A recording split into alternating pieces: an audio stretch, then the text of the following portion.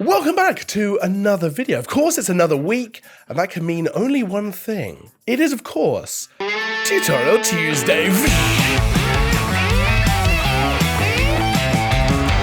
Welcome back to Tutorial Tuesday, where each and every Tuesday, we bring you a brand new, fresh photography tutorial. Now this week, we're going to dive back into Lightroom Classic. We're going to deal with something that I've been struggling a little bit with recently, which is dealing with this very grey weather, right? Midst of winter, you get one or two things: beautiful winter light, which can be absolutely wonderful to go out and shoot in, or this very grey, overcast, dull light. Now that can be useful for some kinds of photos. Portraits can look great with this because it's very soft, very flattering light in that sense. But if you're trying to shoot landscape, it can be a little bit tricky. So that's what we're going to do. We're going to edit a landscape photo where it's very grey, very dull, not particularly exciting, and see if we can liven it up a little bit. Now, just before we dive into Lightroom, this Tutorial Tuesday is not exactly sponsored by Lexar, but I just want to show you a product that they've sent me to test out over the last couple of months. This is the Lexar Professional Workflow Docking Bay. It's a 6-bay docking bay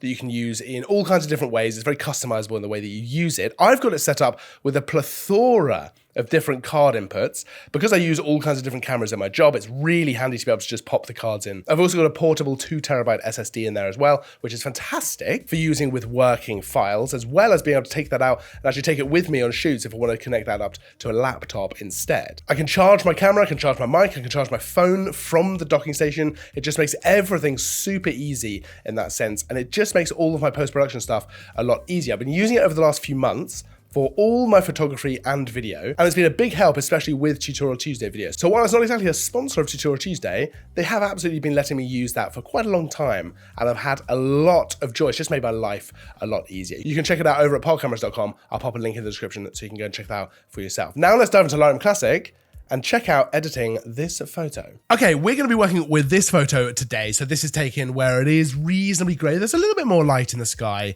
than perhaps, that very dark blanketed grey. We've got a touch of texture in the sky to work with as well. But for the most part, it's a very soft light, which I think is quite nice, and that can be quite fun to work with. And, we're not dealing with a lot of interesting contrast in particular, or anything particularly interesting in the landscape outside of some of this composition, which I think we can work with to make it a little bit more visually interesting. The first thing I'm going to do with this photo is I'm going to crop it. I think that it lends itself really nicely to a 16:9 crop. So something like this, and I'm actually going to center up this person in the landscape. I might even just bring it down a bit. We've got quite a lot of resolution to work with here. This was taken on the Fujifilm GFX 100 Mark II. So we've got quite a lot of resolution to play with. We can definitely crop it, is what I'm saying. It shouldn't be a problem at all. Okay, I think that immediately is more visually interesting in terms of the composition. The composition is going to play a massive role in whether the photo works or not, but we don't have a huge amount of interesting light to play with here. So we're going to create that a little bit with masks, and we're definitely going to do some work with the colors as well. Right, I think we want to lean in a big way into the moodiness of the photo. So I don't think we want as much of the green as we've got here. We don't necessarily want to have that kind of really on display. It's a little bit too vibrant, I think. Let's do a little bit of global editing. That's where we adjust these sliders here to affect the entire photo. First up, I'm actually going to bring the contrast up a bit. Maybe the highlights down just a touch. I'm actually, I think, going to bring the shadows down because I really want to darken the photo a touch. I'm going to bring the black levels down a bit as well. Clarity up a little bit, texture up a little bit, and then I'm actually going to bring the overall saturation down. Not too much. Maybe something like that, -11. We can come back and adjust that again. I think what we'll probably do is actually adjust that on the individual color channels.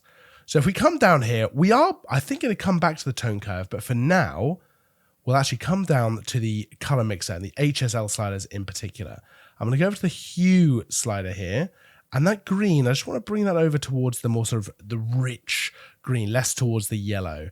I don't think there's a huge amount else I want to do. Maybe the yellows down towards the oranges a little bit, but otherwise there's nothing in particular I need to do with those colors. Saturation, I am just going to bring that green down and the yellow down a little bit as well. I want to really suck some of the color out of all this seaweed and algae, I guess it is, and whatever plant life this is, because I really want to make this a little bit more, a little bleak, a little moody. I'm going to lean into that winter feeling.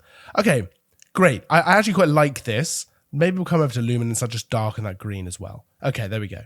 I think this looks quite nice in a sort of moody sense, but we do need to play around a lot with the light of the photo. Now, our main kind of focal point of the image is this person who stood alone over kind of looking out to sea, I guess. So we're going to go over here to the masking panel. We want to emphasize this person. There's a few different ways we can do that. The first one is we're going to push the kind of viewer's eye towards that person. Make sure that that really feels like the focal point of the image. We're going to get a linear gradient, bring that down from the top, and we're going to bring the exposure down just to immediately darken that sky. Now, I am going to bring the saturation down a touch as well, because we've got quite a lot of blue in that sky. So we're going to do something like that. And I'm going to come down and just bring up the dehaze as well. Nothing too crazy, although admittedly, I've already gone quite hard with that. But we are going to go ahead and do another linear gradient, something like this, coming up from the bottom. Very similar. And I'm going to bring that exposure down as well. Just sort of darken those tops and bottoms, almost sandwich that middle of the photo to be the brighter area. This way, what we've done is just push the viewer's eye gently towards that middle, or maybe not so gently, to be honest, just to really emphasize that as the brightest area in the photo. I'm going to come in and do a radial gradient now, and I'm going to do a nice big oval here, I suppose you'd call it. I'm going to bring the exposure up because I really want to brighten that middle part of the photo. I'm also going to come down to the dehaze and do a negative dehaze because what I want to do is almost create a slight misty feeling there in the image, which I think looks quite good. Now we can play around a little bit with some of the cloud that we've got up here. For example, in this top left corner, it is a little darker. So I think what we'll do is maybe come in with a linear gradient and do something like this. And I'm actually going to darken that just a touch more. I might bring the blacks down just a little bit. Something like that. Maybe just bring this over and just to emphasize that cloud a touch more than the rest of it, just to give some nuance to the overall exposure in the sky. And I think I might come back to that overall sky mask and actually just bring the black levels down a little bit as well, possibly the shadows, and just up that contrast. Now, I am probably going to bring the saturation down a touch more, and maybe even just adjust that white balance into the warmer side, and a touch of green in there as well, just to make sure that we're not getting this very, oversaturated blue feel to those clouds. I want them to feel dark and oppressive without having a lot of blue color cast coming through there. So I think that looks quite good. Let's go back to the global sliders now, where I'm actually going to bring down the overall exposure a little bit. And I might actually come in and just move the tint here for the white balance towards the green. I think there might be a little bit of magenta in there that we can bring out. I'm also going to just warm the photo a touch, just because that's going to suck some of that blue out. And I might just bring down the overall saturation a little bit as well. Now, we can also use some of the tools in Lightroom to emphasize some of these different things. So for example, over on the left, we've got the adaptive presets. We've got adaptive sky open here. If we mouse over storm clouds, for example, you can see it does go a little bit extreme. But if we were to click this on, essentially we're going to get a new mask actually added to the photo, right? Storm clouds here. And we can actually bring down the amount that this is applied. So we can really bring this all the way down to something like, 16, 20%, something like that. That's a really useful way of letting Lightroom really help you and guide you with some of these kinds of edits, right? To really kind of emphasize certain things. But I think what I really want to do is emphasize this person a little bit more in the photo. So we're going to go ahead and create another mask here.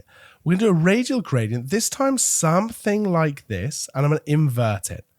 And essentially what we're going to do is bring the exposure down to create a bit of a vignette around them. I think that looks pretty good. Now I want to experiment with doing a linear gradient in the middle of the photo. So something like this.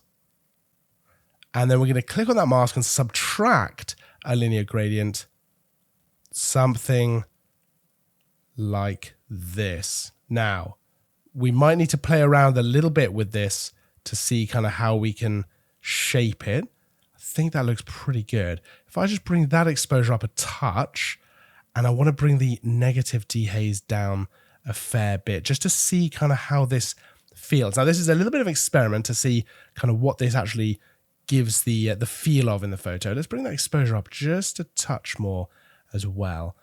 I actually think that looks really good. Now, we've not done a before and after yet, so let's look at before and after. We can do that with the backslash key on the keyboard. So this is where we started. This is what the photo looked like, which now feels very colorful, actually quite bright, but I don't think particularly does much for the photo because it's not a very interesting, setup with light and stuff like that. This is where we've gone to. So much more stylized. We've lent into that moody feel, and we've really emphasized the person in the landscape and the kind of bleakness of everything. We can also look at a side by side, so before and after, by pressing Y. So on the left, we've got the before, on the right, we've got the after. Now, personally, I think maybe the clouds, maybe the sky is a little overdone.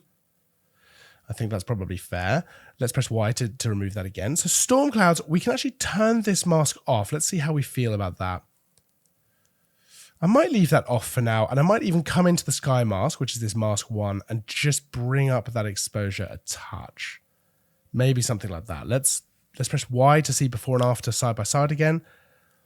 Maybe that's a little bit more natural. We don't want to go too crazy with something like that. I think that looks actually pretty good. So I'm pretty happy with where we've taken that. We've certainly played around with color quite a lot. In this sense, we've actually sucked the color out of the image, and then we've really played around with light as well to really create this feel to this photo. Now, if you want to check out I'd love to know if there's something else that you would have done to this photo. Maybe you would have emphasized more of a vignette. Maybe you wouldn't have gone so hard. Or maybe you would have just waited for a different day. That's always a good option as well. Unfortunately, we don't always have the luxury of actually being able to do that. Sometimes we have to take the photo that we can take and we can play around later. But actually, I really like playing around with photos where perhaps the situation wasn't ideal, because I feel like certainly for me, it really allows me to learn what would be important taking that photo again.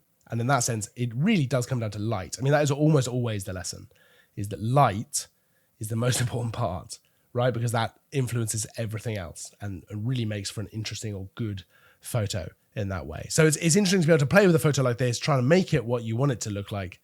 And then you can really learn about what is actually important in that photo. But I'd love to know if there's something else that you would have done something differently with this photo. Let me know down in the comments, of course. You can absolutely check out all of the kit we use for these videos, as well as this photography, down in the description of this video as well. There'll be links to everything. You can head over to parkcameras.com to see all of that. Don't forget to like and subscribe as well, because there's new content all the time. I will, of course, see you in the next video.